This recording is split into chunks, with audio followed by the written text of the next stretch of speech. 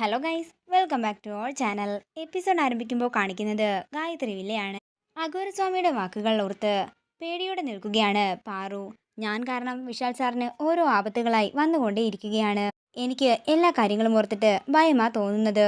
ഇനി ഇതിൽ നിന്നും രക്ഷപ്പെടാൻ ഞാൻ എന്താ ചെയ്യുക എന്ന് ഉദയനൂരമ്മയെ നോക്കി ചോദിക്കുകയാണ് പാറു. എനിക്കറിയില്ല ഇതിൽ നിന്നും എന്ത് ചെയ്യണമെന്ന് എന്നൊക്കെ പറഞ്ഞ് പാറു വിഷമത്തോടെ ഇരിക്കുമ്പോൾ അങ്ങോട്ടേക്ക് ഗായത്രി വരികയാണ്. തുടർന്ന് പാറുവിനെ നോക്കി ഗായത്രി പറയുകയാണ്, മോളെ, നിന്റെ വിഷമമൊക്കെ എനിക്ക് മനസ്സിലാകുന്നുണ്ട്. എന്നാൽ ഇനി നീ അതേക്കുറിച്ച് വിഷമിക്കേണ്ടെന്ന് പറയാനാ ഞാൻ വന്നത്. ഇത് കേൾക്കുന്ന പാറു ചോദിക്കുകയാണ്, ഇങ്ങനെ ഒരു വിധി മുന്നിൽ നിൽക്കുമ്പോൾ ഞാൻ എങ്ങനെയാ വിഷമിക്കാതിരിക്കുന്നത്? മോളെ, നീ കാരണം വിശാലിന് ആപത്തുണ്ടാകുമെന്ന് ആഘോരസ്വാമി പറഞ്ഞ ആപൽഘട്ടം കഴിഞ്ഞിരിക്കുകയാണെന്ന് ഗായത്രി പറയുമ്പോൾ ഇത് കേട്ടിട്ട് വിശ്വസിക്കാനാകാതെ നിൽക്കുകയാണ് പാറു. ദൈവമേ, ദേവമ്മ പറയുന്നത് സത്യമാണോ എന്ന് പാറു ചോദിക്കുമ്പോൾ ഗായത്രി പറയുകയാണ്, അതേ മോളെ, അതുകൂടി പറയാൻ വേണ്ടിയാ ഞാൻ ഇങ്ങോട്ടേക്ക് വന്നത്. ഇനി മോള് അതിനെക്കുറിച്ച് ഓർത്ത് വിഷമിക്കേണ്ട ഒരാവശ്യവുമില്ല. അത്രയും പറഞ്ഞ് ഗായത്രി അവിടെ നിന്ന് പോകുമ്പോൾ സന്തോഷത്തോടെ നിൽക്കുകയാണ് പാറു.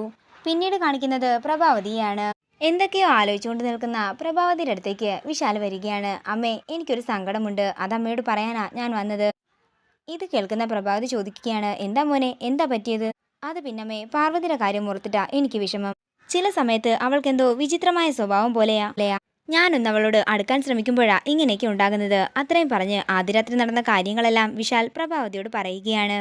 ഇതിനെപ്പറ്റി മോൻ അവളോട് ചോദിച്ചില്ലേ എന്ന് പ്രഭാവതി ചോദിക്കുമ്പോൾ വിശാൽ പറയുകയാണ്, ഇല്ല മോൻ എന്താണെങ്കിലും വിഷമിക്കണ്ട, ഞാനിതിനെക്കുറിച്ച് അവളോട് ചോദിക്കാം, എന്നിട്ട് നിന്നോടൊന്ന് പറയുകയും ചെയ്യാം. തുടർന്ന് വിശാൽ അകത്തേക്ക് പോവുകയാണ്. നേരം രാത്രിയാകുന്നു. പിന്നീട് കാണിക്കുന്നത് പ്രഭാവതിയെയും പ്രതാപനെയുമാണ്. പ്രതാപ, നിനക്കിപ്പോൾ സന്തോഷമായി കാണുമല്ലോ. നിന്റെ ആഗ്രഹപ്രകാരം ആ ആദ്യരാത്രി നടന്നില്ലല്ലോ. പ്രഭാവതി പറയുമ്പോൾ പ്രതാപൻ പറയുകയാണ്, പാതി ആശ്വാസമേ ആയിട്ടുള്ളൂ. പാർവതീനിയും ഇവിടെ തന്നെയുണ്ട്. അത് എപ്പോൾ വേണമെങ്കിലും നടക്കുകയും ചെയ്യും.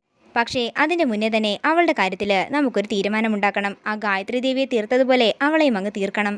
അവസരമൊത്തു വരട്ടെ പ്രതാപ, അവളുടെ കണക്കെല്ലാം ഞാൻ എഴുതി വെച്ചിരിക്കുകയാണ്. അവളെ നമുക്ക് തീർത്ത് കളയാം. ആദ്യം ശേഖരമേനോന്റെ അക്കൗണ്ടാ ക്ലോസ് ചെയ്യേണ്ടത്, അതിനുശേഷമാകാം ബാക്കി കാര്യങ്ങളെല്ലാം. അതേസമയം ശേഖരൻ പ്രഭാവതിയുടെ ഫോണിലേക്ക് വിളിക്കുകയാണ്. ഓ, അയാൾ വിളിക്കുന്നുണ്ട് എന്ന് പറഞ്ഞ് കോൾ എടുക്കുകയാണ് പ്രഭാവതി.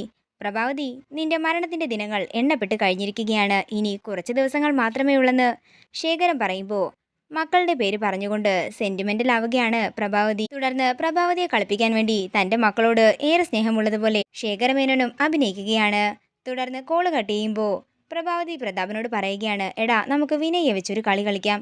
നീ അവനെ എത്രയും പെട്ടെന്ന് കണക്ട് ചെയ്യണം. അത്രയും പറഞ്ഞുകൊണ്ട് എങ്ങനെയും ശേഖരനെ തകർക്കാനായി ഒരുങ്ങി നിൽക്കുകയാണ് പ്രഭാവതിയും പ്രതാപൻ. പിന്നീട് കാണിക്കുന്നത് വിശാലിനെയാണ്. വിശാലിന്റെ മുറിയിലേക്ക് ചെല്ലുകയാണ് പാർവതി. വിശാൽ സാറിന്റെ മുറിവ് ഡ്രസ് ചെയ്യണ്ടേ, അതിനാ ഞാൻ വന്നതെന്ന് പാറു പറയുമ്പോൾ അതൊക്കെ ഞാൻ തനിയെ ചെയ്തോളാമെന്ന് വിശാല് പറയുന്നു. അതൊന്നും വേണ്ട, അതൊക്കെ ഒരു ഭാര്യയുടെ കടമയാ, ഞാൻ തന്നെ ചെയ്തു തരാമെന്ന് പറഞ്ഞ് വിശാലിന്റെ കാലിലെ മുറിവ് ഡ്രസ് ചെയ്യുകയാണ് പാറു. അങ്ങനെ ഡ്രസ് ചെയ്തതിനു ശേഷം പാറു പോകാൻ ഒരുങ്ങുമ്പോൾ വിശാല് പറയുകയാണ്, അല്ല, അവിടെ നിന്നേ, കമ്പനി ഗ്രോത്തിന് വേണ്ടിയിട്ടേ ഐഡിയ പറഞ്ഞു തന്നാൽ മാത്രം പോരാ, കമ്പനിയുടെ കാര്യങ്ങൾ നോക്കണം.